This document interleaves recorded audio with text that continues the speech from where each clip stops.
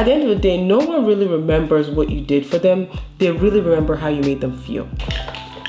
Hi my loves, I'm Maria, the Maria Fide on all social media platforms, and today, as usual, as I get ready before I have to film some content for today, as usual, I will be doing my makeup and talking about some things that matter.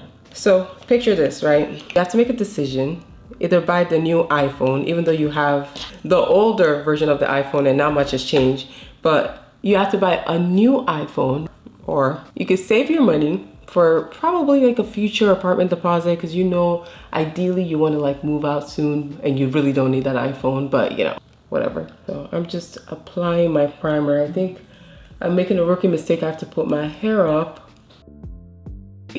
Obviously, I know, right?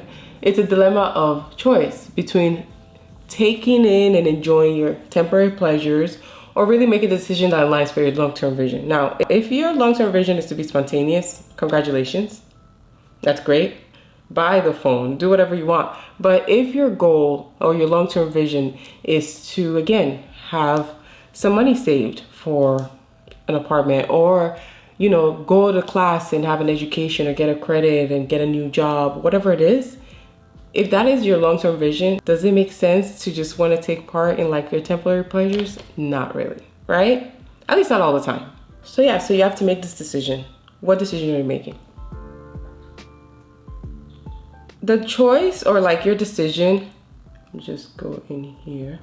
So it's clearly not easy decision all the time. Obviously, who wants to wait to enjoy anything? We all want to live in the present, but a lot of times people confuse living in the present with actually having delayed gratification.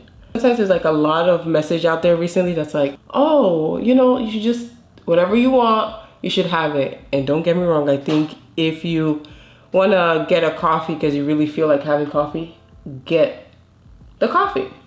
It's not a terrible pleasure, but if you know you're going to get into debt trying to buy, you know, a new bag you don't need to buy, what is the reason? You know what I mean? It's not always easy to make these decisions. Clearly, that's the whole point. Like, if I could just have my enjoyment right now, why wait for later? And I think sometimes there's this message that's on social media right now that's like, why live for later? Just enjoy everything now because tomorrow is not promised. There is some truth to that. Of course, there's the truth to that. You should have the pleasures that you want right now. But at the end of the day, you do hope for a longer future, a bright future, a future you is waiting for you to step into it, right? Whatever goals or dreams that you have for your future, how do you actually plan on doing it? Because I can tell you, most of the time, a lot of the goals and dreams and plans that you have for your future come from delayed gratification. You go to school, right, to get a degree. Aren't you delaying your gratification just so you can get a better job or whatever? You learn a skill so that you can use it later on, or you learn a skill over and over so that you can get good at it, so you can be maybe recognized for that skill. Again, delayed gratification. It's not the first day that you pick up a skill that you're a master at it, right? But you keep doing it over and over again because you want to get good at it. Delayed gratification. Literally, you're working for your future. You're making the moves that will make your future you happy. When you make a conscious decision to prioritize your long-term goals and your long-term vision and plan for your life and for like yourself in general, you're technically taking the biggest step you possibly can for you to take you to your future life, your future self. Those steps are creating the life that you desire and that the lives that you will have. Because think of it, every decision and everything that you make, every big decision or even little decision, those little minute decisions you make for your life add up to the bigger picture, right? It's like the building blocks of your life, creating the solid foundations for your dreams to thrive on. You want to think of delayed gratification as your future self, like your future you, literally empowering you to make the smart decisions that will get you where you want to go. By looking beyond the immediate moment, you gain clarity on what really truly matters to you at the end of the day. It's really about investing in your personal growth professionally and personally. And that's really how you build a life of true wealth and abundance. that really is what it is. That's how you build the life you've always wanted. Getting rich isn't about the dollar signs. It's about creating a life that's authentically yours, a life that's full of joy, fulfillment, a sense of purpose, because that's a life that you created, the life that you hope for, the life that you dreamed about. And really, it's about becoming the best version of yourself at the end of the day. Like, that's what the future you is, right? When you think of your future self, it's a better you, I would hope. Making a positive impact on the world around you, right? That's where real richness lives. Having a better life, a better future, and making a change in the world around you, that the people around you see you as someone that's changed your life for good, that they can say, all the interactions I had with this person was a good interaction. Because really, at the end of the day, no one really remembers what you did for them. They really remember how you made them feel. So if you made them feel like $1,000,000, if you made them feel like happy to have talked to you, happy to have been around you, that's what they're gonna remember, how you made them feel. How do we cultivate delayed gratification? How do we actually even make that happen? It's time for you to do some soul searching, okay, babes? It's time for you to sit down and think about your passions, your dreams, your hope, everything you've wanted to accomplish for your life. Think about the things that really, really make your heart go crazy, the things that really, really make your heart sing. Tap into those inner desires that you have and align with your actions and your dreams. You're setting yourself up for future success.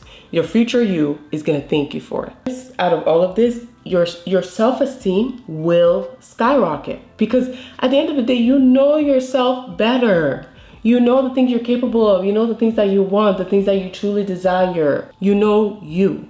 I'm gonna mix this, because how do you get there by yourself? And the answer is you don't. There's no way to get there by yourself. You have to surround yourself with like-minded people, a tribe that's uniquely yours. People who are in the same journey as you, people you can talk to, people you can interact with, that they get you. They get where you're coming from. When you say certain things, they understand. You can have conversations about it. Those are the people you want to surround yourself around. Share your dreams with them. Exchange some ideas. Support each other, of course, because that's the point of a tribe. But at the end of the day, you create this incredible force that there's no way that you don't get to become the future self that you imagine yourself to be. So if you're not imagining what your future self could look like, maybe it's time to sit down and do that. Maybe it's time to sit down and think, what is my future self doing? What does my future self like? What do I really want to be doing in 5 years from now, in 10 years from now? Do I like my job? Is this what I see myself doing? Are the people that I surround myself with the people that I really, really think we can go far? Do I even like the people that I'm surrounding myself around? Those are the questions you need to ask yourself. Where am I going with my life? That's how you determine what your future self wants. Like when you sit down in a moment of silence, when you meditate, what do I want? What does my future self crave? What do I really, really want? Like I said, if you don't have an idea of what your future self looks like, those are some starting points right there. What are things that excite me? What are things that I find interesting?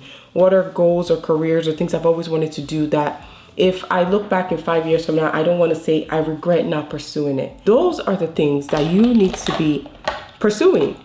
Because if you want to get to where you say you want to go, it's not just talk. You got to be about it. You can't just talk about it. And I think that's where some of the issues that I'm having right now with like manifestation and stuff. Yes, manifest it, of course, but you got to put in the work. And I talk about this in my other video. Go check that video out if you haven't. But you have to put in the work. What are the steps to get you there? Setting up goals. How do I get there? That's really how you're going to determine what your future is like.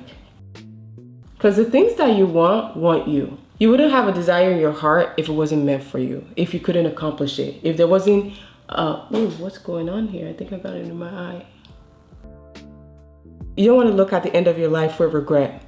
That's the biggest things that whenever they do interviews with anyone about getting older and lessons and life lessons and things that they've learned, the biggest common denominator, the biggest factor that everyone talks about is not only just living for you. Where was I going with this? Because there's a future you right now waiting for your current you to put in the work to get where it needs to go. There's a future you right now sitting somewhere like, please Let's get serious about our life. I know I can do this. We know we can do this. Why are we not doing this? There's a future you out there that's literally screaming for you to help them.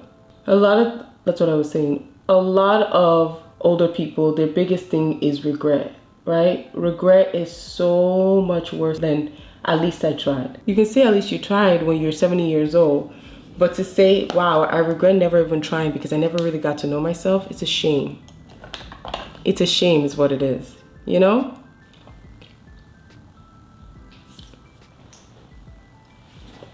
Let me know how you plan and you go about living your life.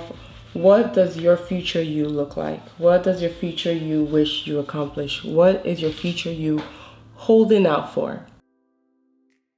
But until next time, bye my love.